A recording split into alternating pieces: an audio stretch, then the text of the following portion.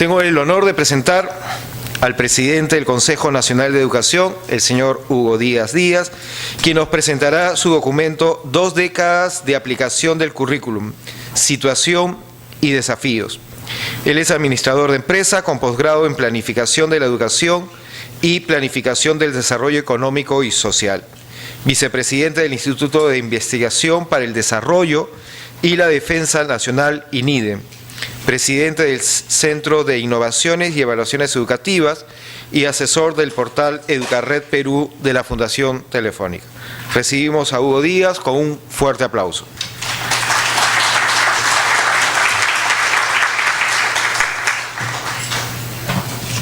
Buenas tardes. Bueno, ante todo, muchas gracias a la Fundación Santillana por darme la oportunidad una vez más de participar en esta Semana de Educación, que creo que cada año se ve más fortalecida con los temas, la profundidad de los análisis que se hacen, ¿no? Creo que ayer la sesión que se tuvo durante todo el día fue muy rica.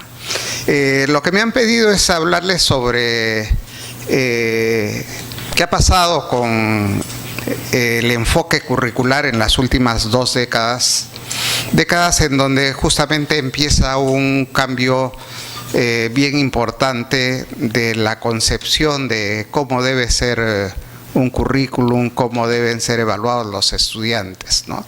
Lo que yo voy a tratar de exponerles son apreciaciones a título personal. Lo que yo voy a decir no necesariamente compromete al Consejo Nacional de Educación, puesto que este es un artículo que lo he hecho yo, ¿no? Algunas referencias tengo de lo que el Consejo ha venido expresando sobre currículum, pero particularmente es un análisis personal, ¿no? Y también quiero decirles de que el tema en el desarrollo de las distintas apreciaciones, lo que hay que ver en el tema curricular es que este es un tema en donde las limitaciones y las potencialidades no son únicas y exclusivamente del Perú. En realidad casi todo el mundo está andando con las mismas dificultades en la incorporación, el tratamiento de un enfoque curricular llamado por competencias, ¿no? Lo que voy a tratar de seguir es el siguiente esquema, ¿no? Primero, hablarles de los años 90 y cómo hay un cambio de visión sobre el concepto y las estrategias de aprendizaje. Lo segundo es qué ha pasado con la dinámica de renovación del currículum en el caso peruano, particularmente en el periodo 1995, 2010, 2011. Luego, hacer un análisis de la política curricular actual y termino formulando algunas recomendaciones sobre lo que desde mi punto de vista considero que podrían ser algunas medidas importantes a tomar en cuenta para poder, digamos, seguir adelante con un tema que es clave en el futuro de la educación. Lo primero es lo siguiente, ¿no?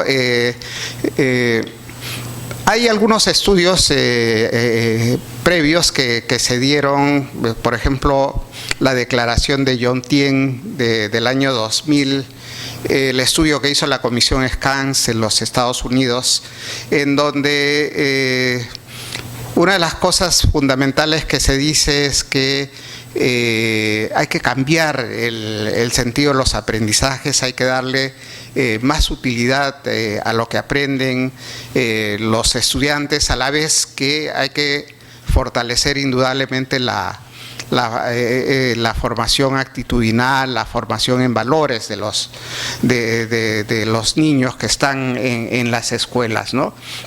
Y a partir de eso, pues hay toda una serie de investigaciones que empiezan a surgir de distinto tipo, ¿no? Y que ponen el acento en los aprendizajes, pero a partir de diferentes ángulos de vista, que lo vamos a ver inmediatamente, surgen las evaluaciones nacionales en algunos países. En el Perú, por ejemplo, hasta el año 96 no se evaluaba nacionalmente a los alumnos, se crea la unidad de medición de la calidad de la enseñanza y pues empiezan unas evaluaciones muestrales que después van a ser evaluaciones censales, ¿no? Y aparecen también pues reformas curriculares, ¿no? Reformas curriculares ya con una mirada diferente, ¿no? Es decir, se cuestiona un poco el tema de la estructura del currículum por áreas, se da más importancia a la interdisciplinariedad, se da más importancia a la responsabilidad del profesor como un elemento clave en el éxito de los aprendizajes de los estudiantes, ¿no? Y las evaluaciones nacionales, una de las cosas que más, digamos, llegan a impactar a partir de sus resultados es que el diagnóstico de las evaluaciones lo que dice es que los estudiantes saben muy poco de lo que realmente deberían aprender. Esa es, digamos, la principal conclusión que se saca tanto de evaluaciones como las de la ESE, las de Laboratorio Latinoamericano de la Calidad de la Enseñanza y de PISA, ¿no? Y hay quizás tres elementos que son bien importantes también como conclusión de todo este proceso que nos lleva a un cambio de enfoque en el currículum, ¿no? Lo primero es, y eso es un gran mérito de PISA, ¿no? PISA lo que vende la idea es que los aprendizajes tienen sentido si conducen a los estudiantes a ser competentes. Se introduce el tema de la competencia que en un momento había estado pues en la industria, después pasa a la formación profesional y en ese momento, a mediados de los 90, empieza a pasar a la educación básica, ¿no? La otra cosa que se desprende de todas las evaluaciones y los estudios que se hace es que el aprendizaje pues no depende única y exclusivamente de los factores que están al interior de la escuela y que las variables socioeconómicas, las variables culturales tienen un peso bien importante en el logro que alcanzan los estudiantes en sus aprendizajes, ¿no? Ayer, por ejemplo, Liliana Miranda decía que el peso que tienen las variables socioeconómicas en el rendimiento de los estudiantes es aproximadamente 20%, ¿no? Y acá hay dos datos sobre Perú que son bien importantes, ¿no? Y que han sido trabajadas por la OCDE. Uno de ellos dice que el 25% de los estudiantes más ricos supera en 2 años y medio al 25% de los estudiantes más pobres, ¿no? Y una segunda conclusión bien importante es que hay una brecha de más de 2 años en matemáticas debido al factor idioma, ¿no? Es decir, que aquellos chicos que hablan quechua o que hablan un idioma de origen nativo, por ejemplo en la selva, pues tienen un atraso de 2 años en matemáticas respecto de un chico que habla español, ¿no? Entonces, la importancia de las variables socioeconómicas, culturales, la verdad que es bien importante.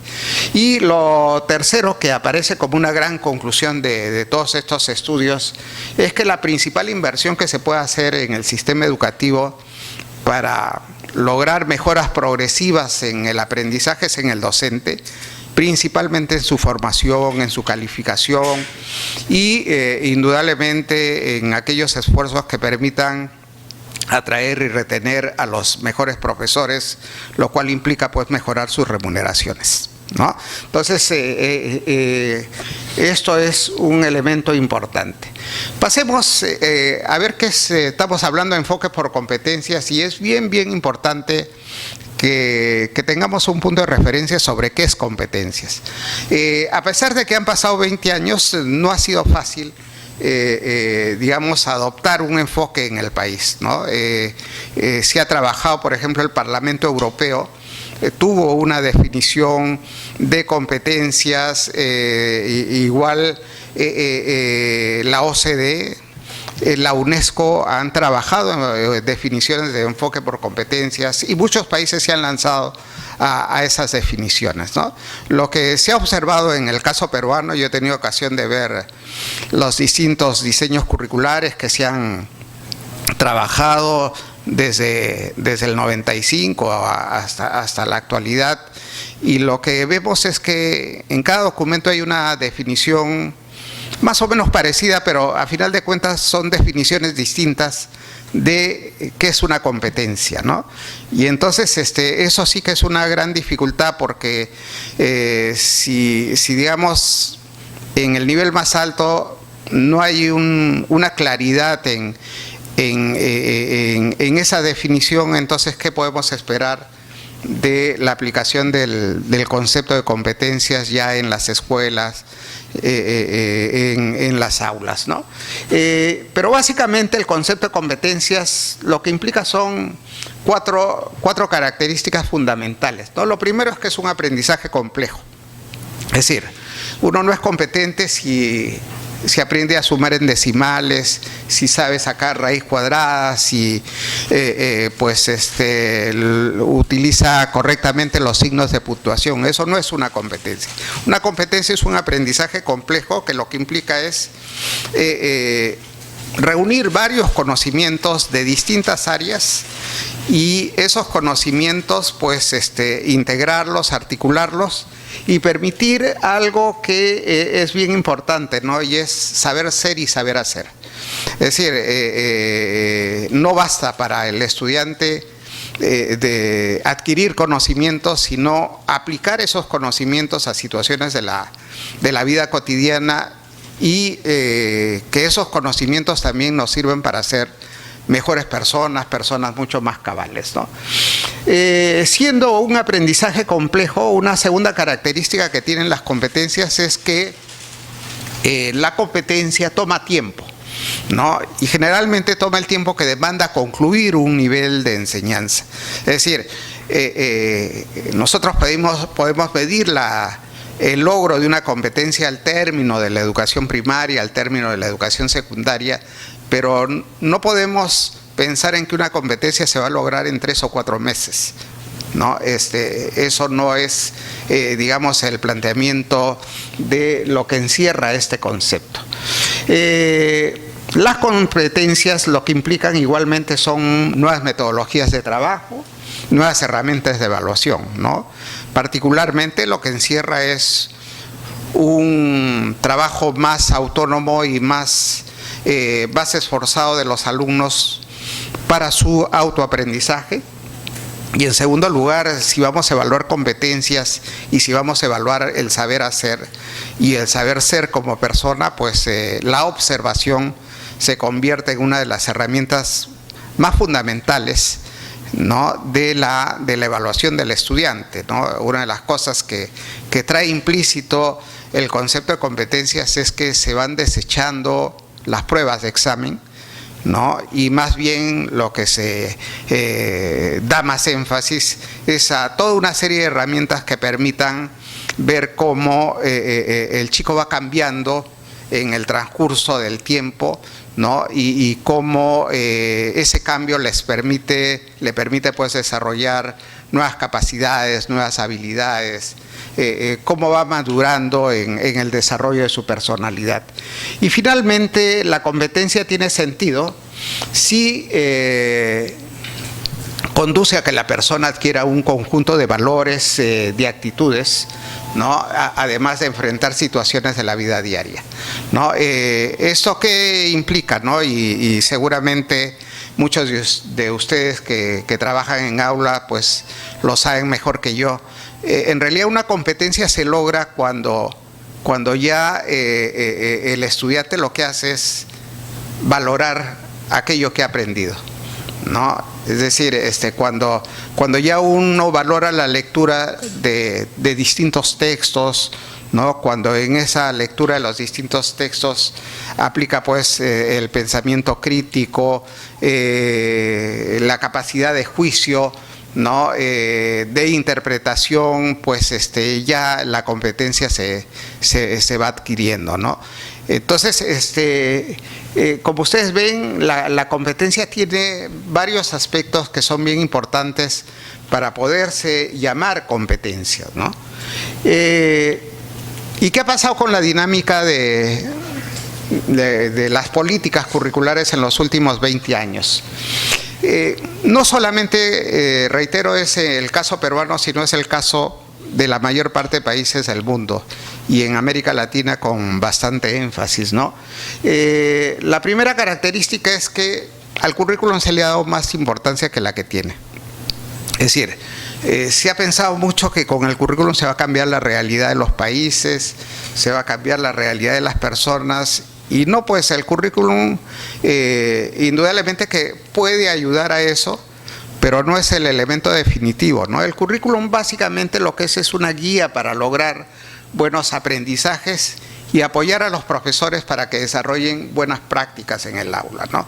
El currículum es una herramienta que lo que hace es tratar de presentar una propuesta, ¿no?, que busque ordenar, ¿no?, los aprendizajes, la forma como se adquieren, la forma como se van a secuenciar, la forma como se van a articular, ¿no? Entonces, y esto que de haberle dado más importancia como elemento transformador de la realidad, de la calidad, de los resultados educativos, es posiblemente una de las razones por las cuales en todos estos años ha habido pues una carrera imparable de procesos de actualización del currículum, ¿no? Que nos llevó en algún momento, por ejemplo, en el periodo 96-2007 a tener 7 diseños curriculares de la educación básica, y cuando el ministro Cham presentaba el diseño curricular del año 2009, decía que en ese periodo se habían producido hasta 15 reformas curriculares, ¿no? Entonces era una carrera, digamos, de hacer propuestas curriculares que uno se pregunta, bueno, y con tal cantidad de propuestas curriculares, ¿qué pasa con la formación de los alumnos, ¿no? Es decir, ¿cuánto afecta a un estudiante que hayan cambios del diseño curricular a cada rato, ¿no? Y ese es un tema, creo, bien importante. La otra característica en los procesos de renovación curricular es que, de acuerdo a la Ley General de Educación, el currículum debe actualizarse cada 5 años. Y claro, varios se preguntan, y yo he escuchado en los últimos años a distintos especialistas a decir que 5 años es totalmente insuficiente y que habría que modificar la ley, y decir pues que el currículum hay que modificarlo después de más tiempo, ¿no? Es una posibilidad, pero la otra posibilidad es plantearse pues procesos de renovación curricular que estén realmente dentro del alcance de los 5 años. Es decir, yo no me puedo plantear una reforma demasiado profunda del currículum, una porque de repente los 5 años no me van a alcanzar para diseñar la reforma, pero por otro lado que tampoco es conveniente para los profesores. Ningún proceso de reforma curricular en el mundo es un proceso drástico, digamos, ¿no?, en el cual se cambia muy profundamente el currículum, se cambian las metodologías, se cambian los sistemas de evaluación. Eso no funciona, ni funciona menos en países como el nuestro, en donde tenemos profesores tan heterogéneos, de tan distinta calidad, ¿no? Y acá lo que se recomienda básicamente es una gradualidad,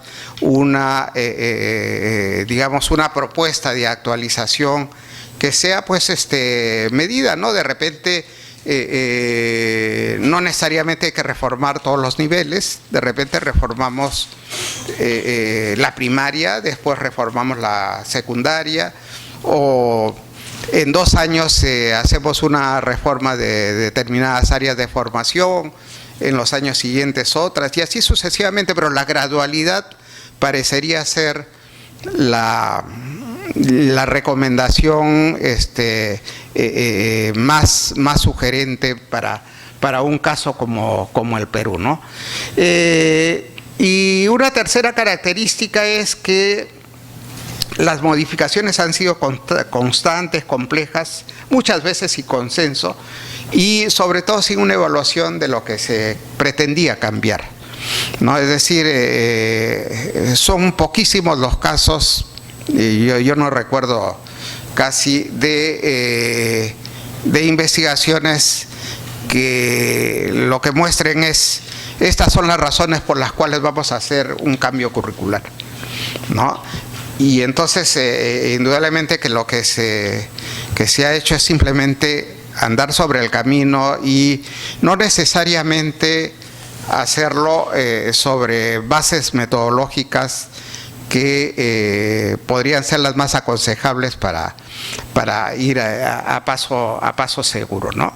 Además de eso, indudablemente que cambios curriculares constantes a lo que han venido afectando también es la formación docente, puesto que los institutos pedagógicos, las facultades de educación, al no ver propuestas más sólidas, duraderas, no sabían de qué agarrarse para hacer sus mallas curriculares, ¿no? El texto escolar tenía que cambiar. Hay estudios del Banco Mundial que lo que señalan es que en el Perú el texto es más caro que en otros países, justamente, y atribuyen a los constantes cambios curriculares que hacen que el texto escolar sea más caro, ¿no? Y además, siendo demasiados los cambios curriculares, el texto escolar se convierte en el principal referente para desarrollar las clases por parte de los profesores, ¿no?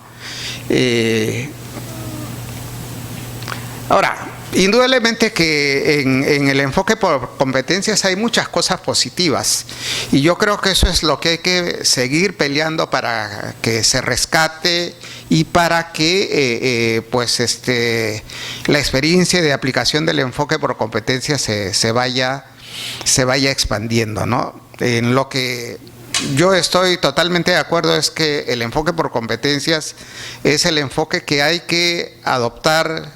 Hemos apostado por él y hay que seguir adoptando en el futuro y hay que hacer todos los esfuerzos por crear las condiciones para que este enfoque se vaya expandiendo, pero se vaya expandiendo a paso seguro, ¿no? ¿Qué hay de positivo en el enfoque por competencias? En primer lugar, ha permitido a los profesores y al sistema educativo en general a conocer y adoptar nuevas corrientes pedagógicas, de programación, metodológicas, de evaluación. Hemos ingresado a un proceso de evaluación mucho más cualitativo, más literal, pero que tiene un trasfondo mucho más interesante en términos de formación de los estudiantes que aquellos criterios tradicionales que hemos venido utilizando. En segundo lugar, el enfoque por competencias lo que promueve en los estudiantes son habilidades o capacidades de pensamiento crítico, niveles más altos de comprensión lectora y de otras competencias clave como son la matemática, la científica, la digital, el aprender a convivir, ¿no? Un mayor cultivo de las artes, del desarrollo cultural de los estudiantes, es decir, esta visión de tener un currículum mucho más integral se consigue con este enfoque por competencias. La tercera característica es el trabajo en equipo, ¿no? Con esquemas más exigentes, interdisciplinarios, integrados y secuenciados, ¿no? Es decir, no se puede aplicar el enfoque por competencias si un profesor trabaja aisladamente, ¿no? No se adquiere una competencia con el profesor de comunicación trabajando solo en su área, sino que la comunicación tiene que reflejar igualmente otros aprendizajes que están en otras áreas, ¿no? Es decir, con comunicación yo puedo aprender ciencias naturales, puedo aprender ciencias sociales, puedo aprender matemáticas, puedo aprender un montón de cosas, ¿no? Entonces, eso es bien importante, pero indudablemente que vamos a ver en una lámina siguiente cuál es la limitación que hay ahí. Y otro aspecto bien positivo es la mayor responsabilidad del estudiante en su aprendizaje, ¿no? El enfoque por competencias, las metodologías que se aplican, lo que implican es que el profesor pues es más facilitador y encarga a los estudiantes hacer toda una serie de investigaciones que permitan justamente ese tratamiento interáreas de los conocimientos y pues que por ejemplo cuando trabajan una actividad como el huerto escolar no solamente estén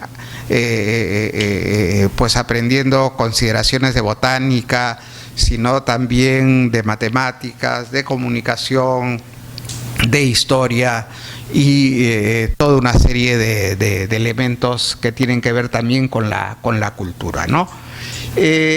Algunas limitaciones y debilidades, ¿no? Una primera es la que tiene que ver con muchos contenidos y poco tiempo para poderlos impartir. Es decir, las reformas curriculares en el Perú en las últimas 2 décadas han sido reformas en donde todo aquello que aparecía como moda se incorporaba en el currículum, ¿no? Y todo aquello que ya va quedando obsoleto se seguía quedando en el currículum, ¿no? Entonces, esto, ¿a qué llevó, no? Llevó a una cosa que es, este es un dato que apareció en la en la evaluación de estudiantes 2004 y que seguramente no ha variado mucho. Estos porcentajes que ven en la mano derecha son porcentajes de estudiantes que declaran no haber recibido muy insuficientemente conocimientos, por ejemplo, sobre lectura de imágenes y textos iconoverbales. El 73% de los estudiantes, faltando 2 semanas para que se acabe el año, decía que no había recibido, ¿no? Producción de comunicación, producción de textos de comunicación funcional, más del 50%, y también prácticamente el 50% lectura de textos informativos. Lo mismo que ven ustedes en el área de comunicación se produce en el área de matemáticas. Es decir, la cantidad de alumnos, de estudiantes que reconocen que no han recibido durante el año los contenidos que deberían recibir, y algunos muy significativos, es bastante grande, ¿no? ¿Qué otra limitación tiene la aplicación del enfoque, ¿no? Es que tanto la formación y la capacitación fracasaron en su intento de formar capacidades para el desarrollo de competencias, ¿no? Lo más grave es que un estudiante recién egresado de un centro de formación docente, para poder trabajar en una escuela por primera vez y aplicar el enfoque por competencia, necesariamente tiene que ser capacitado, porque no, lo que le dio el instituto o la Facultad de Educación no le ayuda para poder trabajar con esas herramientas, ¿no?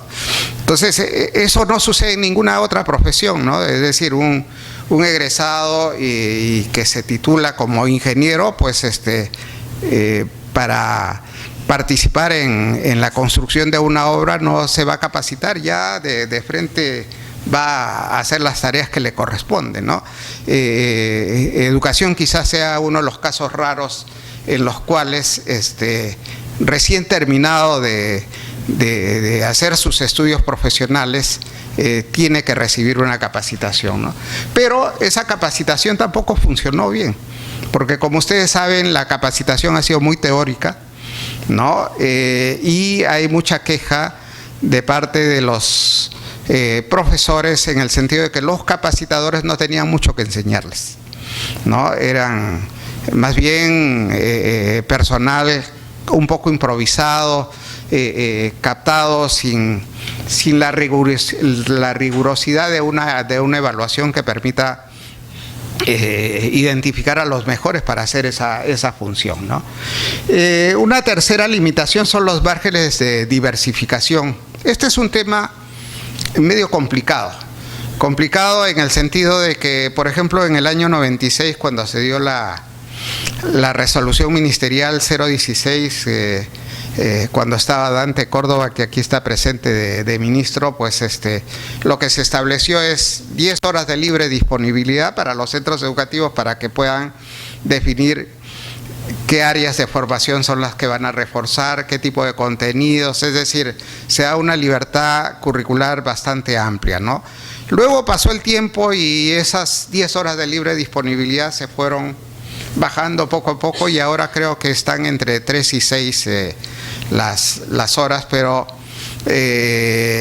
con una fuerte actitud a centralizar las decisiones de qué enseñar a los estudiantes, ¿no? Y digo, esa es una de las posiciones, pero la otra posición que hay y que generalmente tienen especialistas que han trabajado en el Ministerio de Educación es que las regiones no son competentes como para poder hacer diversificación, ¿no? Y entonces, como no son competentes, el Ministerio tiene que decirles, esto es lo máximo que pueden hacer en las regiones, en los centros educativos, es poner ejemplos adecuados a la realidad, a las características locales, pero, por ejemplo, darle pues 6, 8 horas, 10 horas para poder hacer un reordenamiento de las áreas en función de lo que realmente quieren y detectan como necesidades de sus estudiantes, eso ya es más complicado y ahí no hay un acuerdo, ¿no? Una queja de los profesores es que dice que cuando se los capacita, básicamente se los está capacitando para decirles, tú tienes que llenar este formulario de esta naturaleza, tienes que llenar o cumplir con tal tipo de información, ¿no? Y entonces, claro, instrumentos como el CIAGIE y otros que se han creado, pues están convirtiendo a los profesores básicamente en proveedores de información, quitándoles un tiempo bastante grande de reflexión en cuanto a estrategias de aprendizaje, formas de evaluación que tendrían que disponer, ¿no? Escasa articulación con otros procesos pedagógicos, es decir, por lo general ahora último se ha hecho un esfuerzo de integrar, digamos, la reforma curricular a otros procesos pedagógicos, pero por lo general la práctica ha sido que la Dirección General de Educación Básica Regular definía su currículum y pues allí que la Dirección General de Educación Superior Pedagógica que se entienda con su currículum, que los que hacen textos pues también trabajen por su cuenta y así sucesivamente, ¿no? Es decir, no había una integración, una articulación de esfuerzos que permita que todas estas reformas vayan paralelas, ¿no? Otro es que, bueno, ya lo había mencionado, cambios en el currículum sin previa evaluación y en términos generales todo este contexto a lo que ha llevado es a que muy pocos profesores realmente aplican a plenitud el enfoque por competencias. No quiere decir de que el resto no aplica nada del enfoque por competencias. Creo que hay una parte importante de profesores que sí lo que están haciendo es, en la medida de sus posibilidades, en la medida de lo que les da su formación, su capacitación, tratan de aplicar aquello que pues consideran que sí les puede estar a su alcance, les puede ser útil para la formación de sus estudiantes, ¿no? Un tema que me parece importante es el que tiene que ver con innovación, ¿no? Es decir, muchas veces hemos confundido los cambios curriculares que han sido, repito, muy constantes con innovación y eso no necesariamente son sinónimos, ¿no? Y la pregunta es ¿cuánto aportan los constantes cambios de la política curricular a la mejora de las prácticas docentes y a los resultados educativos? Es decir, ¿Cuánto pudo haber aportado estos 15 cambios que, por ejemplo, se produjeron entre 1996 y el 2009 de currículum? ¿Cuánto afectaron los resultados educativos de los estudiantes?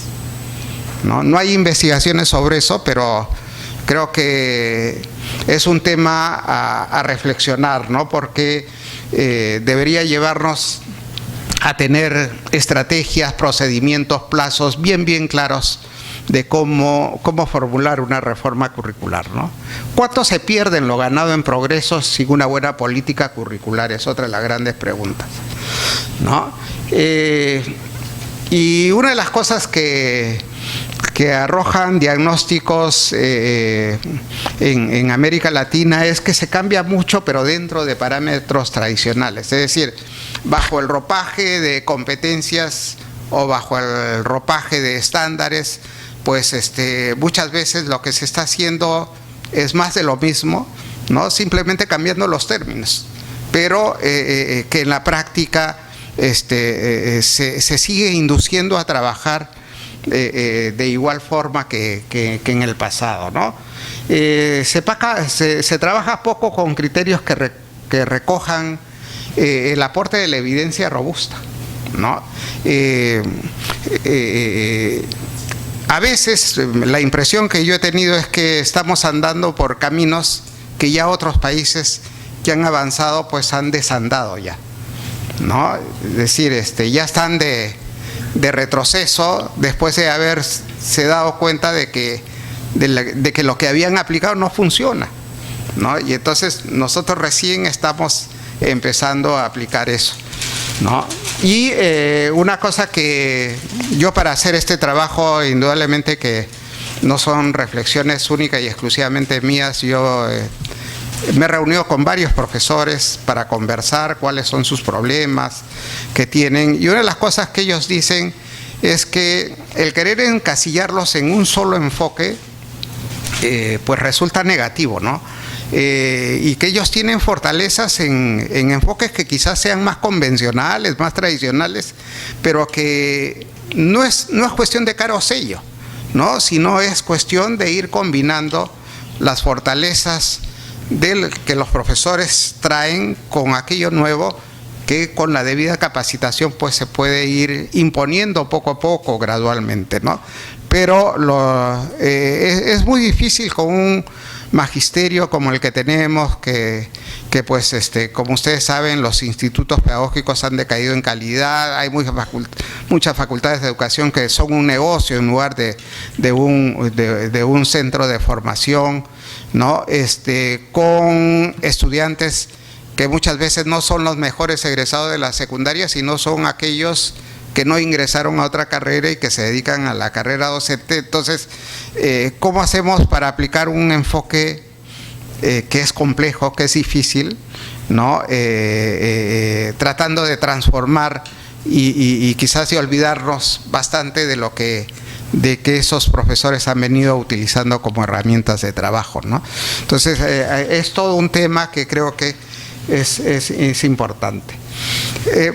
¿Cuál es el estado actual de la política curricular? Yo he estado hablando básicamente de lo que ha sido el pasado. Hay algunas cosas del pasado que indudablemente corresponden también al presente, pero creo que estos años también han sido años importantes de reflexión y de aprendizaje, que algo de lo que ha sido ese proceso pues vamos a tratar de demostrar. En primer lugar, cuando empezó el gobierno de Humala, pues una de las primeras cosas que se dijo es: vamos a cambiar el currículum. Y entonces hubo todo un proceso de organización, ¿no? Y de planificación de ese cambio curricular, y lo primero que aparecieron fueron los mapas del progreso, ¿no? El CINEACE, el IPEVA estuvieron trabajando en esos mapas, ¿no? Luego, al año siguiente, aparecieron dos herramientas nuevas, las rutas de aprendizaje y el marco curricular, que como ustedes saben, del marco curricular han habido hasta 3 versiones. La primera apareció en el 2013, hubieron 2 en el 2014. Las 3 versiones fueron bastante criticadas y al final no se pudo aprobar ese documento, ¿no? En el 2015 el ministro Saavedra pues dijo hay que impulsar las sesiones de aprendizaje, ¿no? Y aparece como otra herramienta de apoyo, digamos, a los profesores, al igual que los mapas y las rutas de aprendizaje, ¿no? En el 2015 también, ya empezado el año, pasado un mes, se dio pues esta resolución ministerial 199 que reformaba los contenidos de las 4 áreas más importantes del currículum, y como se aprobó tarde la resolución, pues ningún profesor creo que le hizo caso, y este año tampoco le han hecho caso a esa resolución, ¿no? Entonces en realidad es un rompecabezas en este momento saber qué hacemos con la resolución, ¿no? Lo más probable es que va a haber que ver cómo se la desactiva en el camino, ¿no? Pero no ha funcionado, desgraciadamente, ¿no? En noviembre del año pasado el Consejo hizo pues un taller sobre currículum en donde el Ministerio presentó por primera vez ya no un documento que se llama marco curricular, sino el perfil del egresado de la educación básica. Perfil que tenía bastantes méritos, ¿no? En el sentido de que uno de los reclamos que nosotros siempre habíamos hecho es de que el documento marco del currículum no debe ser una cosa sofisticada, ¿no? Lo que habíamos observado es que los técnicos producen una propuesta de diseño curricular de tan alto nivel que a veces ni ellos mismos entienden lo que están proponiendo, ¿no? Y entonces lo que reclamábamos era una propuesta más simple, ¿no? Menos sofisticada, con menos categorías, digamos, de trabajo de los profesores, y creo que ese esfuerzo sí ha sido bien tomado en cuenta por el Ministerio para hacer programación, evaluación. Habían como 5 o 6 instancias, ¿no? Aprendizaje fundamentales, competencias, capacidades, dimensiones, indicadores de logro, estándares, qué sé yo, ¿no? Ya todo eso se ha tratado de reducir, y eso es bien importante para el trabajo en las escuelas, ¿no? De todo esto, una de las cosas bien importantes es que las rutas de aprendizaje han pegado y definitivamente los profesores tratan de usarla, ¿no? Creo que ha sido una cosa, un buen logro, digamos, de esa propuesta, ¿no? ¿Qué hubiese deseado yo, no? Yo hubiese deseado no empezar pues por los mapas de progreso y las rutas de aprendizaje para hacer la reforma curricular. Yo hubiese empezado por tener un marco primero, un marco que me diga, esta va a ser la estructura curricular, esta va a ser la carga horaria, ¿no? Esta va a ser las grandes líneas, digamos, de aplicación metodológica que va a guiar el currículum, esta va a ser la política de evaluación, y a partir de eso ya desarrollar las cosas, ¿no? Pero se hizo al revés, ¿no? Empezamos por los mapas, por las rutas, y entonces, claro, cuando uno va a llegar al documento de estructura, lo que va a tener que hacer es todo un proceso de revisión nuevamente, ¿no? De ver cómo calza la carga horaria con la cantidad de contenidos que se habían identificado en las rutas, en las características que se planteaban en los mapas, ¿no? Lo que hay que evitar en una reforma curricular, y yo tuve una experiencia en México en donde estuve asesorando la reforma en la educación básica, lo que hay que evitar es que un área de formación, pues, que tiene 2 horas semanales de trabajo, tenga una carga en el diseño curricular equivalente a 6 u 8 horas, ¿no? Porque eso no lo van a poder cumplir los profesores, ¿no? Y cuanto más ambicioso sea el currículum, le damos argumentos al profesor para que él pueda seleccionar qué tipo de contenidos son los que va a enseñar, y generalmente pues selecciona los más fáciles, los menos complejos, los que tienen los que no demandan pues combinar más dos o más aprendizajes, ¿no? Entonces ese es el riesgo, digamos, de desarrollar un currículum que sea muy ambicioso, ¿no? Además hay algo que es bien importante. Bueno, habíamos hablado de que uno de los aspectos importantes del currículum era la libertad curricular, pero ese es un dilema que tenemos que resolver, ¿no? Es decir, ¿cuánto de libertad curricular le vamos a dar a las regiones, a los centros educativos, y qué es lo que tiene que normar el Ministerio de Educación? Lo que dice la Constitución es que el Ministerio de Educación debe dar lineamientos generales de los planes y programas de estudio, ¿no? La pregunta es si lo que se está haciendo son lineamientos o ya es el currículum completito en donde las regiones tienen poco margen de trabajo, ¿no? Creo que es un tema que vuelve a lo que les decía, ¿no? El cuestionamiento a que solo nos quedemos en lineamientos es qué regiones y centros educativos no tienen suficiente capacidad como para hacer diversificación. Puede ser que sea cierto, pero deberíamos tener evidencias de que eso es así para adoptar una posición, ¿no? Y el otro tema con diversificación es qué hacemos con los proyectos curriculares regionales. Es decir, ya todas las regiones prácticamente tienen sus proyectos curriculares, algunos ya hechos, aprobados, otros están en caminos de aprobarse y otros que han empezado a hacerse. Entonces, ¿cuál es la situación, no? Ellos, hay muchos que empezaron este proceso pues hace 4 años, pero hace 4 años y medio empezó esta reforma curricular.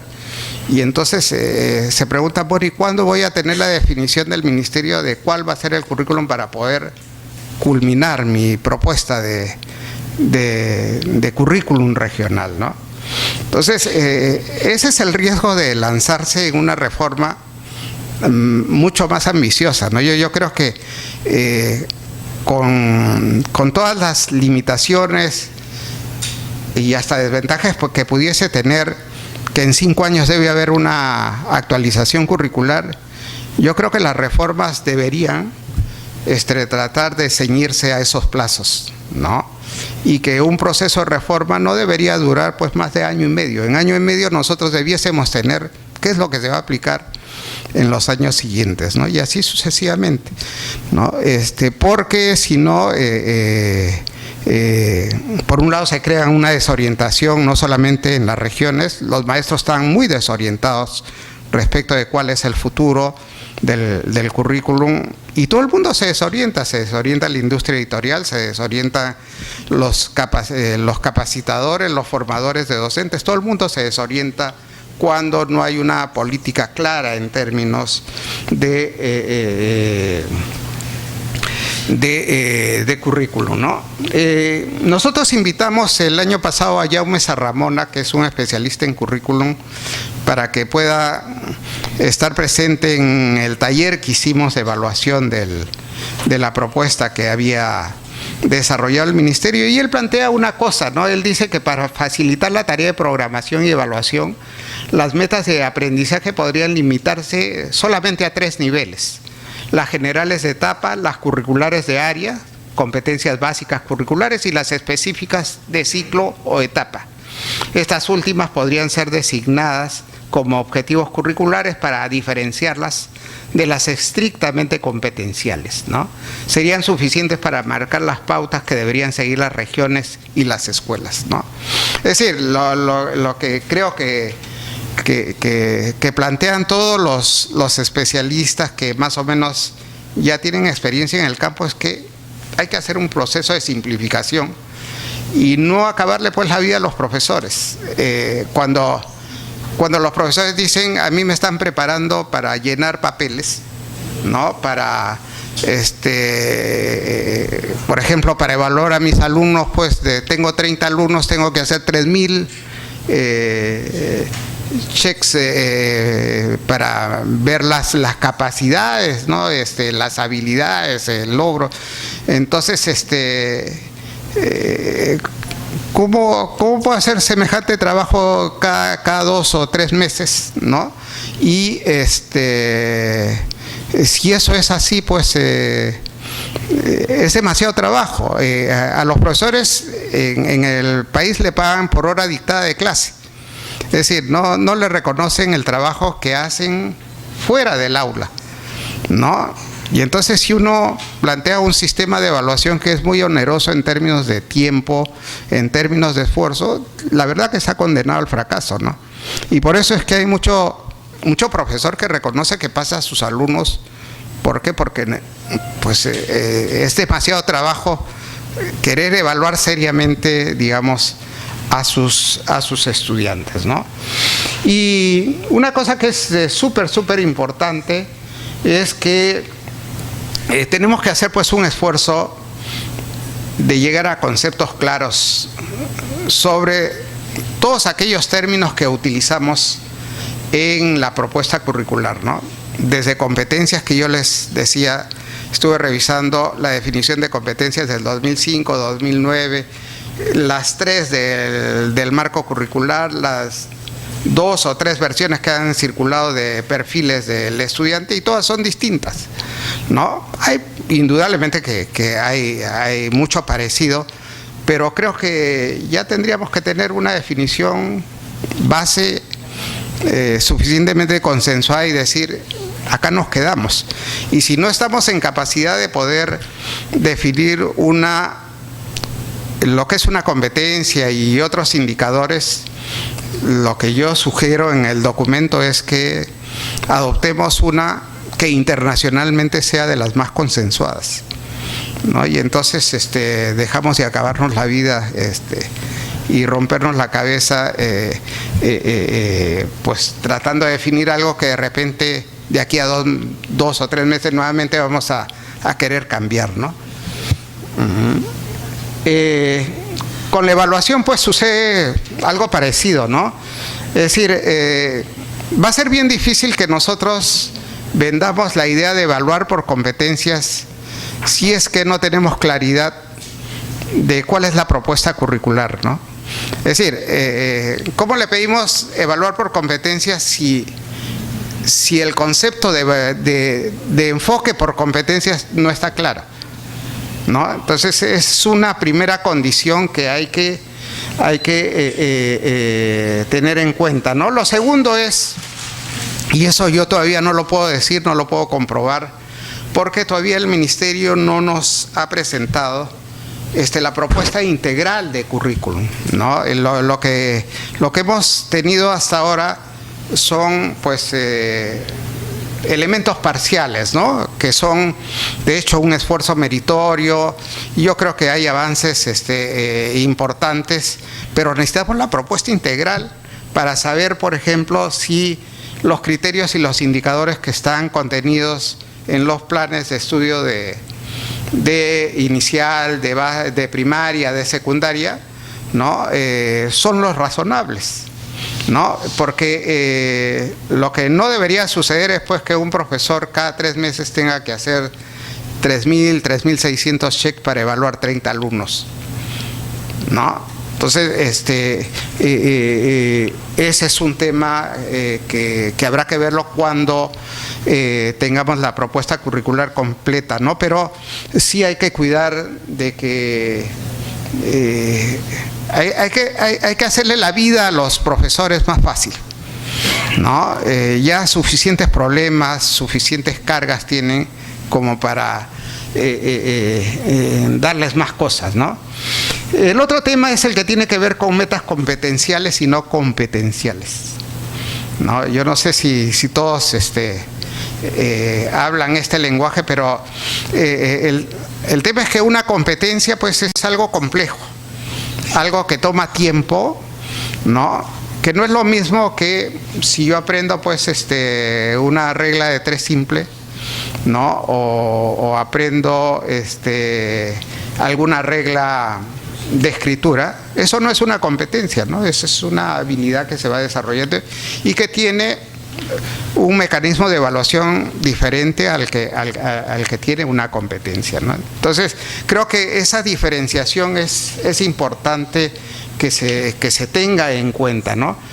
Y el otro tema es el de la escala literal y la escala vigesimal que todo el mundo reclamó, ¿no? Es decir, hay que unificar el sistema de evaluación.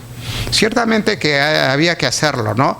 Pero todavía queda un tema que arreglar y es qué hacemos con las universidades que cuando evalúan en el examen de ingreso y lo que hacen es tomar criterios basados en escalas vigesimales, ¿no? Entonces ahí hay un tema que no creo que sea muy difícil de resolver, pero hay que trabajarlo y tenerlo en cuenta. ¿Cuáles son los desafíos futuros? Un poco para terminar.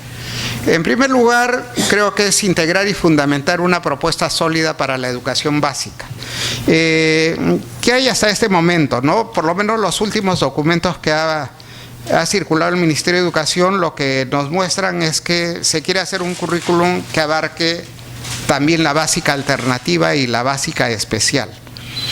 Yo la verdad que tengo mis dudas sobre eso. Yo creo que la básica alternativa tiene características muy especiales, diferentes a las de una educación básica regular y mucho más distante a la educación básica especial que está destinada pues a chicos con discapacidad severa, ¿no? Entonces yo más bien apostaría porque en el marco, digamos, del tratamiento de la educación básica se puedan diferenciar, por un lado, lo que son las competencias básicas que todo alumno que está en la educación regular debe alcanzar cuando esté en la educación básica, pero sí deberían haber unas competencias claves que de repente son la mitad o menos de la mitad de esas competencias básicas que todo ciudadano sí debería adquirir, ¿no? Y en el caso de la educación básica alternativa, en lo que habría que pensar es en una educación secundaria pues comprimida, ¿no? Es decir, que no cubra todas las áreas de formación que se dan en la educación básica regular, sino que de repente 4 o 5 sean aquellas por las que hay que apostar. Porque hay que tener en cuenta que estos son chicos que dejaron la educación básica por alguna razón y pues la vida les ha dado otras exigencias, otras obligaciones, otras expectativas. Y si van a tener algunos cursos que no son de interés para efectos de su inserción laboral, de su inserción en la sociedad, pues sencillamente no van a terminar la educación básica, ¿no? Entonces, creo que hay que concebir una básica alternativa bien práctica y muy atractiva para los estudiantes, y aquellos estudiantes que quieran seguir educación superior, pues se les da un complemento, ¿no? Un complemento, pero no todos necesitan ese complemento, solamente aquellos que van a seguir educación superior, ¿no? Lo segundo es que equidad es más que igualdad de oportunidades, ¿no? Y eso creo que hay que tenerlo bien en cuenta, ¿no? Yo les decía, la Constitución lo que dice es básicamente que al Ministerio de Educación lo que le corresponde es definir los mínimos, ¿no? Y lo cual lo que debería suponer es que esos mínimos sí deberían ser, digamos, lo que todo niño de escuela pública, de escuela privada, de zona urbana, de zona rural, rico o pobre, tenga que alcanzar. Eso no quita de que chicos con talento puedan avanzar muchísimo más en el área de su talento, ¿no? Es decir, la equidad justamente está en eso, ¿no? La equidad está en que no todos, no hay que dar a todos por igual, ¿no? Sino hay que darle en función de sus talentos, pero sí respetando un mínimo que todos los estudiantes deben adquirir, ¿no? Metas mínimas de perfil del egresado, ¿no? Que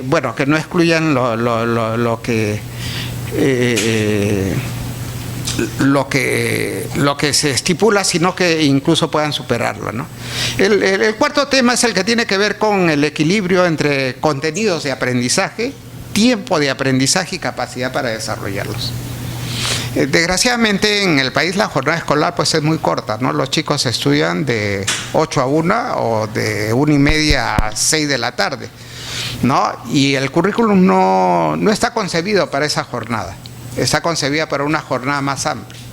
Posiblemente los chicos, sobre todo los de secundaria, requieran una propuesta curricular mucho más amplia, ¿no? Para que puedan adquirir los aprendizajes que necesitan. Yo hace algún tiempo con César Picón hablábamos con Pilar Cardó y la madre Elga, Lastenia, y una de las preguntas que le hacíamos es ¿cuánto afectó el recorte de la jornada escolar a la formación del estudiante, ¿no? Y entonces ahí se vio pues que todas aquellos contenidos que estaban orientados a la formación integral pues fueron los más afectados, y que muchas de las cosas importantes que uno debía haber aprendido pues en cursos que en aquella época se llamaba lenguaje, matemáticas, ciencias, pues bajaron considerablemente en profundidad, ¿no? Y en el Perú esto se hace mucho más grave porque nuestras secundarias son de 5 años. En América Latina solo Colombia tiene una secundaria de 5 años, el resto de países tiene 6 años de secundaria. Entonces, si nosotros combinamos una corta jornada escolar con 1 año menos de secundaria, lo que estamos es condenando a nuestros chicos a una menor competitividad en un mundo global que sí puede ser bien significativo, ¿no? Bueno, habíamos hablado también de que esta reforma curricular tiene que ser complemento de otras reformas o políticas de desarrollo escolar, no solamente la formación docente, la infraestructura, el equipamiento, las nuevas tecnologías deberían andar de la mano con la reforma curricular, ¿no? Poner al ciudadano a tono con las exigencias del futuro, ¿no? Y un desafío no menos importante es que tenemos que crear una masa crítica y un cuerpo de profesionales que permita trabajar el currículum en nuestro país, ¿no? No tenemos muchos especialistas en currículum y mientras no lo tengamos, creo que temporalmente hay que recurrir a la experiencia internacional. Por ejemplo, en México, cuando yo estábamos viendo el tema de la educación básica, pues se había hecho convenio con la Universidad de Oxford para ver estándares, con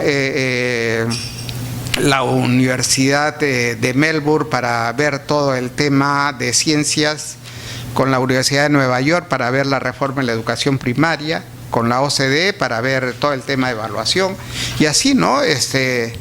Si no hay suficientes capacidades en un país, creo que una de las cosas que hay que hacer es recurrir a la experiencia internacional mientras formamos las capacidades que necesitamos, ¿no? Termino con 4 líneas de trabajo que me parecen importantes. Algunas son bien sencillas y obvias, ¿no? Por ejemplo, oportunidad y tiempo en las reformas. Es decir, los maestros tienen que conocer oportunamente qué reformas plantea el ministerio para el año siguiente, ¿no? Lo que no debe suceder es lo que sucedió, por ejemplo, el año pasado, ¿no? Sale una resolución un mes después de iniciado el año escolar pidiendo a los profesores que cambien su programación. Eso no funciona, ¿no? Porque además hay que adaptar textos, hay que adecuar los planes de formación, ¿no? Hay profesores que dicen: nosotros nos esforzamos a entender los cambios que hace el Ministerio de Educación, y justo cuando ya lo estamos entendiendo viene otra norma que dice que ya cambió pues lo que estábamos aprendiendo a hacer, ¿no?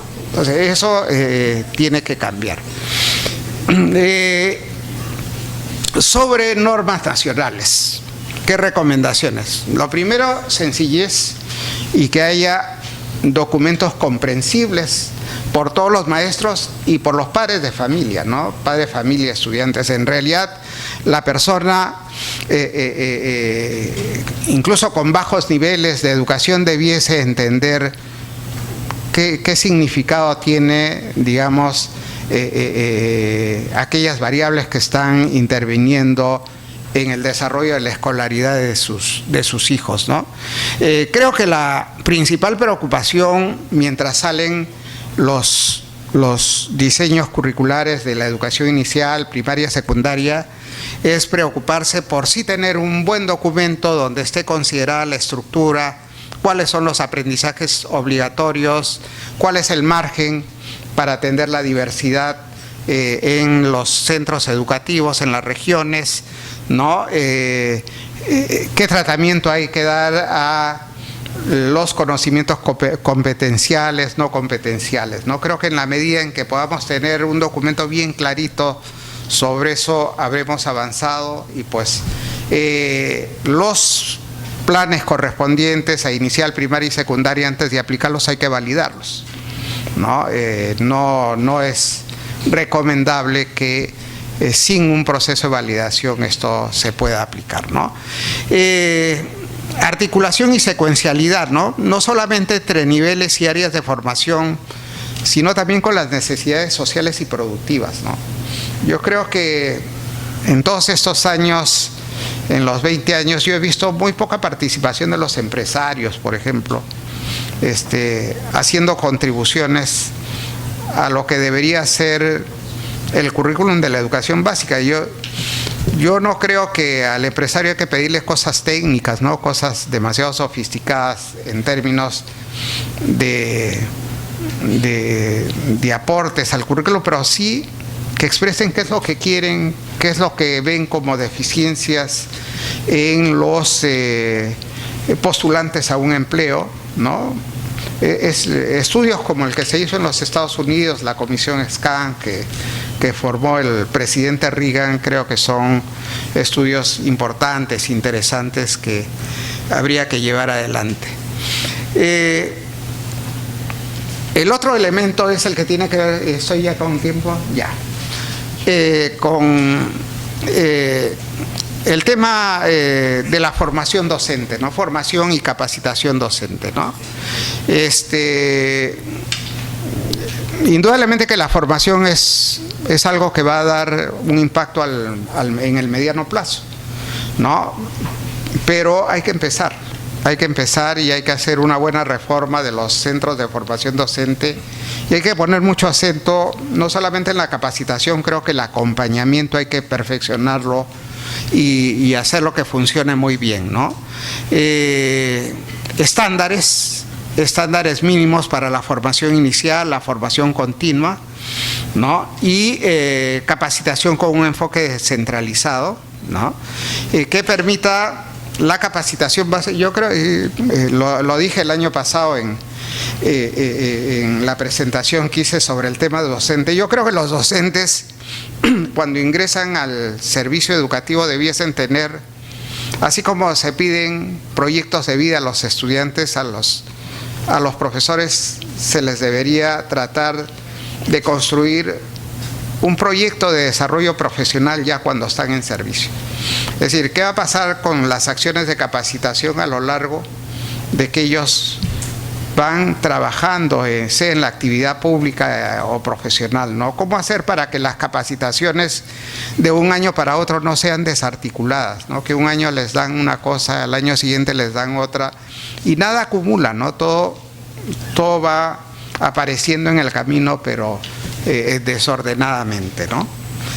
En evaluación, indudablemente todo el tema de justicia, objetividad, menos pruebas, más instrumentos demostrativos de logro, ¿no? Opciones para los que no logran los objetivos del grado. Eso tiene que ver mucho con lo que ayer también se habló de la promoción automática, ¿no? Ayer se dijo con bastante claridad de que la repetición de grado no aporta en absoluto al chico que repite. Yo estoy totalmente de acuerdo con eso, pero sí considero de que si un chico repite y si un chico no repite, ¿no? Y se lo hace pasar simplemente porque se sabe que al año siguiente no va a aprender mucho más de lo que aprendió. Creo que eso es una política equivocada, ¿no? Yo creo que el chico que requiere refuerzo escolar durante el año porque se ve pues que no sigue el ritmo de aprendizaje de los otros chicos, debería tenerlo, ¿no? Y ese programa de refuerzo escolar que ha hecho el Ministerio de Educación, pues ojalá que sea más extendido y que se aproveche lo que hacen los colegios privados, ¿no? Los colegios privados, cuando un chico no está bien o un grupo de chicos no está bien, se queda en la tarde y hay un profesor que los va nivelando, ¿no? Creo que esa práctica que ya empezó en la escuela pública tendría que ampliarse, ¿no? Todo el tema de cómo evaluar, cómo programar y evaluar, sobre todo con carácter interdisciplinario, pues es el otro desafío, ¿no? En gestión, bueno, está todo el tema que tiene que ver con la formación de capacidades, ¿no? Lo que tiene que ver también con evitar la estandarización de gran parte de la práctica escolar, es decir, tratar de encasillar a los profesores en el uso de determinados métodos, determinadas técnicas, ¿no? Y más bien darles un poquito más de libertad. Hay que ver qué es lo que se puede dar de libertad y qué es lo que convendría que no se pierda, digamos, la visión que el Ministerio de Educación con justicia pues podría tener, ¿no? Fortalecimiento del liderazgo directivo. Hay un estudio de la OCDE que lo que dice es que los directores peruanos ocupan el 80% de su tiempo en cuestiones administrativas y que en los países líderes el 80% está dedicado a cuestiones pedagógicas, es decir, a asesorar a los profesores a desarrollar buenas prácticas, ¿no? ¿Cómo hacemos para revertir esa situación? Es importante, ¿no? Y una cosa que también dicen las conclusiones de los estudios PISA es que no basta mejorar la calidad de una escuela, sino que hay que mejorar la calidad de todas las escuelas, ¿no?